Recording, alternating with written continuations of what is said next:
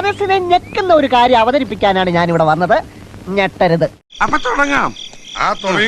ഒരു വിഷുവിന് പെട്ടെന്ന് കല്യാണം കഴിക്കുക, പിന്നെ ഇൻസ്റ്റഗ്രാം മുഴുവൻ ഇവരുടെ മാരേജ് വീഡിയോസ് ആയിട്ട് ട്രെൻഡിങ് ലിസ്റ്റിലേക്ക്. കാര്യങ്ങൾ ഡീറ്റെയിൽഡ് ആയിട്ട് പറമോനെ ദിനേശ. എന്റെ ഈശ്വര, എന്തൊക്കെയായി കേക്കണേ.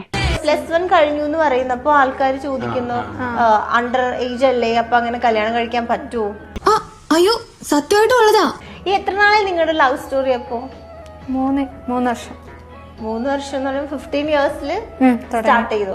തെറ്റ് ചെയ്യാത്തവരായി ആരാ ഗോപു ഉള്ളത്? ഒരു ദിവസം ഞാൻ സ്കൂൾ കഴിഞ്ഞ് വന്നപ്പം ഇങ്ങനെ റോഡിലൂടെ പാസ് ചെയ്ത് പോയി. അപ്പൊ ഞാൻ എന്റെ അനിയനോട് പറഞ്ഞു, എടാ ഇവൻ അമ്പലത്തിൽ ഒന്ന് പ്രശ്നം ഉണ്ടാക്കിയാനല്ലേന്ന്. എടാ ശ്രീധരൻ ഉണ്ണി, എന്ത് ചെയ്യുന്നതിന് മുമ്പും ഒന്ന് ആലോചിക്കണം.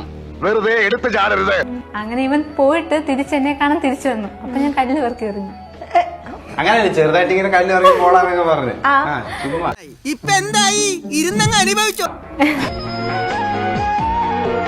എന്ത് കണ്ടിട്ടാ അപ്പൊ ഇഷ്ടപ്പെട്ടെ?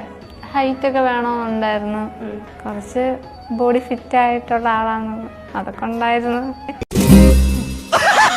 സ്കൂളിൽ നിന്ന് തന്നെ സ്റ്റേഷനിൽ പരാതി കൊടുത്തു. ഞങ്ങളുടെ വീട്ടുകാരെല്ലാം വന്ന് അങ്ങനെ നിങ്ങൾക്ക് ഇറങ്ങി വരുമ്പോ പോലീസുകാര് അങ്ങനെ പിന്നെ അവര് കണ്ടുപിടിച്ചു. എന്നെ പിടിച്ചു 25 ദിവസം റിമാൻഡ് ഒക്കെ ചെയ്തു. എല്ലാം വിധിയുടെ വിളയാട്ടം. എല്ലാവർക്കും സന്തോഷമായല്ലോ. എനിക്ക് സന്തോഷമായി. എല്ലാവർക്കും പിരിഞ്ഞു പോവാം. ഞാൻ പോകുന്നു. Bye bye.